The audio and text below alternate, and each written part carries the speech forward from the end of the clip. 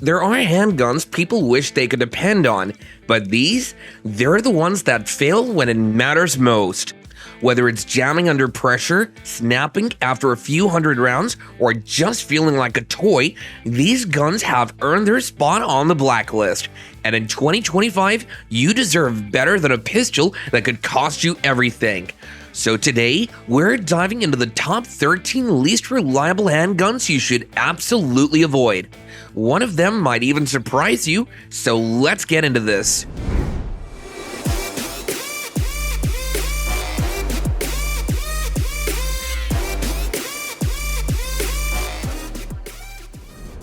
This falls into the infamous category of cheaply made Saturday night specials, low-cost handguns with questionable reliability and even worse, safety features. With a low feeding system, the gun is notorious for jamming after just a few rounds, making it an extremely unreliable choice for self-defense or even casual shooting. The magazine design is also subpar, contributing to frequent failures to feed. It's the kind of gun where you're never sure if the next shot will actually fire, and that's a terrifying thought. I wouldn't dare speak about durability because it's really not something to write home about. The frame and slide are made from a low-quality alloy that wears down quickly, especially if you fire it frequently over time. Key components can break, turning the gun into nothing more than an expensive paperweight. I mean, it's disheartening that safety concerns are the final nail in the coffin. If you're looking for a compact .22 pistol, do yourself a favor and look elsewhere. The J22 is more likely to frustrate or injure you than actually serve its intended purpose. Springfield's attempt at a high-capacity 1911-style pistol fell flat due to poor build quality. Many Prodigy owners complained about accuracy issues, with some slides not fitting properly to their frames. Feeding problems are also common, with the gun failing to cycle properly even with premium ammunition. Considering its price tag, this kind of performance is unacceptable. It's gradually losing credibility and is said to have frequent malfunctions, including failure to feed, failure to eject, and issues with the magazine not seating properly. These problems are particularly frustrating for a firearm marketed as a top-tier option for competitive shooting and self-defense. Don't get confused with the price of the Springfield Prodigy. It's hard to justify given its performance issues, positioned as a more affordable alternative to premium 2011 pistols. It ultimately fails to deliver the reliability, craftsmanship, and shooting experience that users expect at its price point.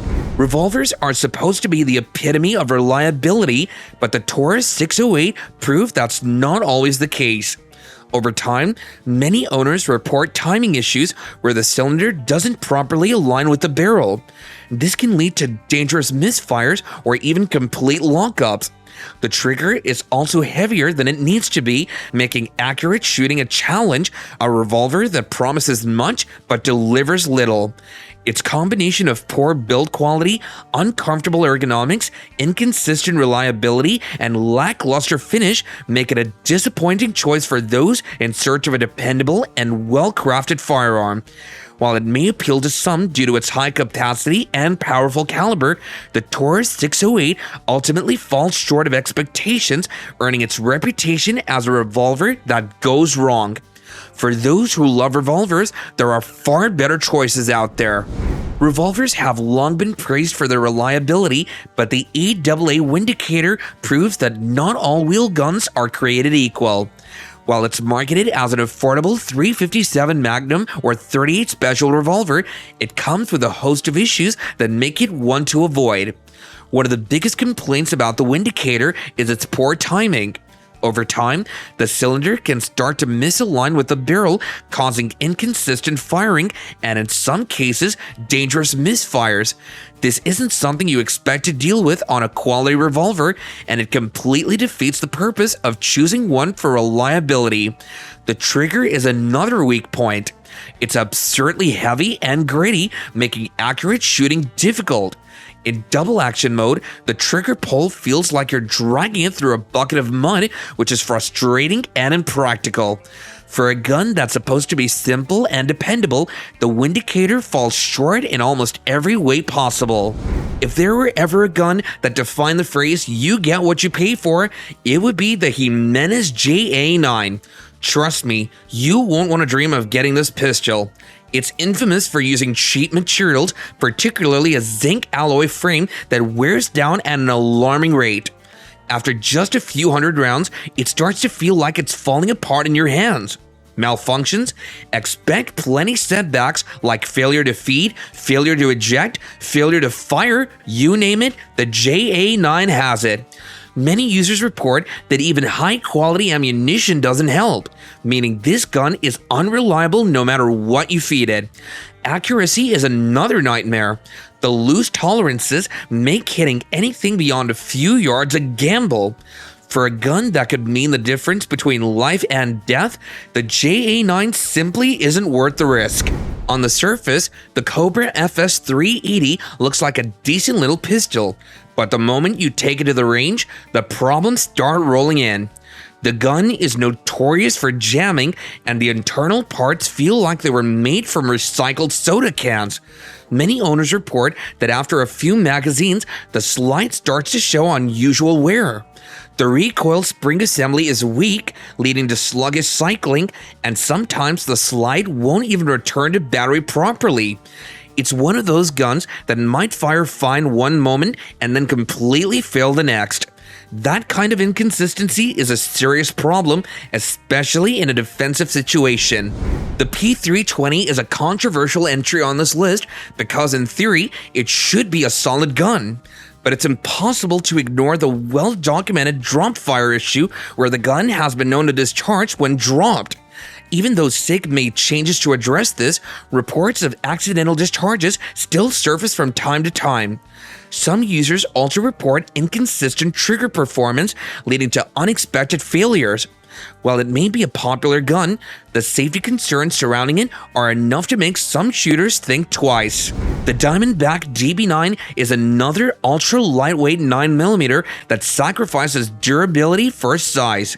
Many users have reported cracked frames after only a few hundred rounds, a sign that the materials just aren't up to task. The small size also means harsh recoil, and combined with its poor ergonomics, it's one of the most uncomfortable guns to shoot. One of the most significant issues with the DB9 is its questionable durability. Many users have reported that the firearm's frame and components are prone to cracking or breaking, particularly after extended use or even during routine firing. This raises serious concerns about its long-term reliability, especially for a firearm intended for self-defense where dependability is critical. It's a shame that what was promised to be of great potential was overshadowed by its inability to perform consistently under pressure. The Remington R51 was supposed to be a revolutionary concealed carry gun. Instead, it became one of the biggest failures in handgun history. The first generation had major safety issues, including firing out of battery and jamming after almost every shot. Remington tried to fix it with the Gen 2, but even then, the problems didn't completely go away.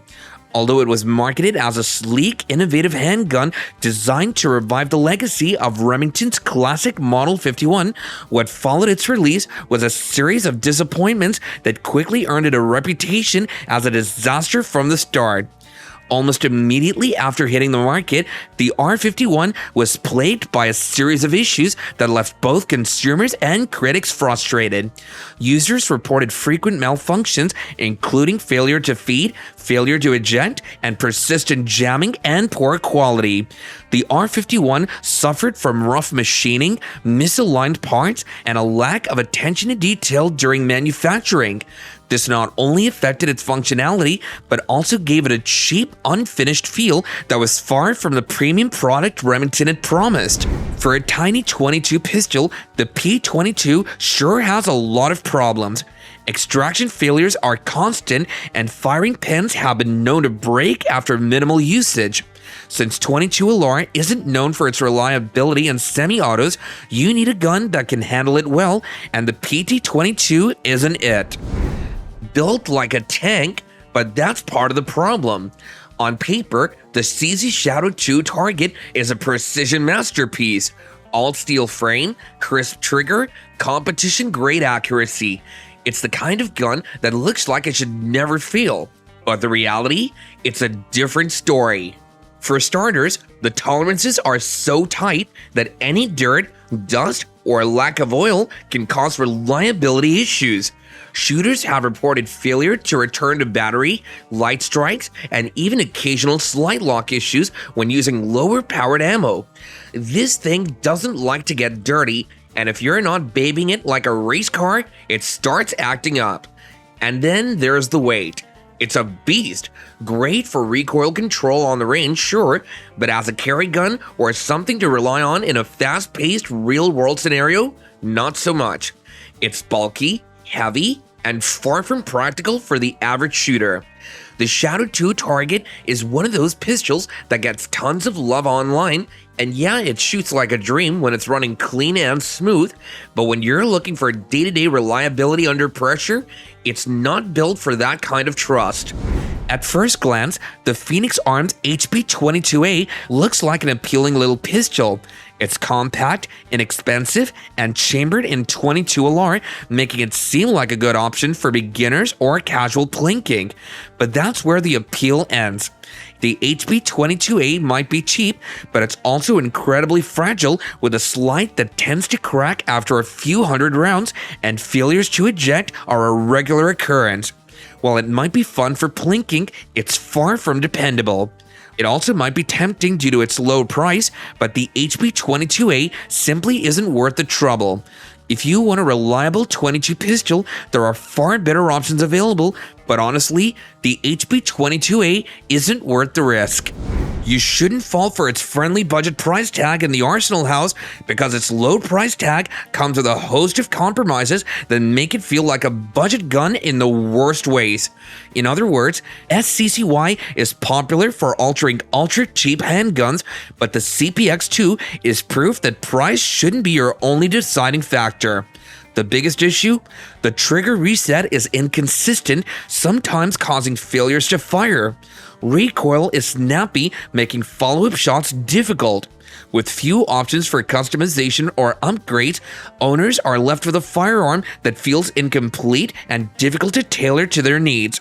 This also comes at a cost of performance and reliability, leaving it feeling like a budget gun in all the wrong ways.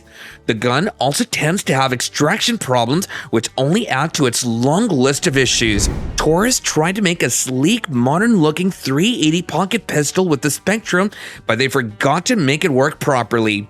Right out of the box, many users find that it struggles to feed reliably. The slide often fails to go fully into battery, and the trigger has an odd mushy feel that makes it unpredictable. On top of that, the Spectrum has one of the worst track records for light primer strikes, meaning you'll pull the trigger and nothing happens. That's the last thing you want in a defensive situation. If you're looking for a small carry gun, there are plenty of better options than this one. The Cal-Tech PF9 might seem like a great option at first glance. It's slim, lightweight, and chambered in 9mm, making it an attractive choice for concealed carry.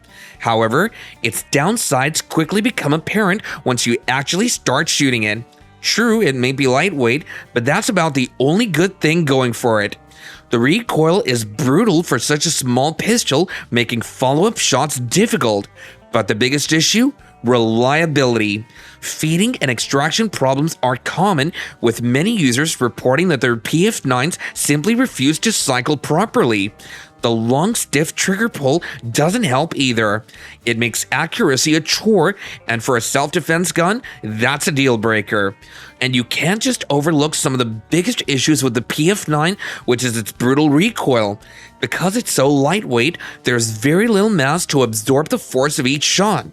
This results in a sharp, snappy recoil that makes it difficult to control, especially for follow-up shots.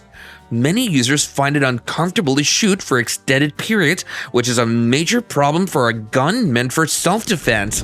And so, there you have it, the 13 handguns you definitely want to think twice about in 2025. Whether it's reliability issues, bad ergonomics, or just way too much hype, these pistols miss the mark when it matters most. If you found this helpful, do hit that like button and drop a comment with any gun you've had issues with. We might feature it next.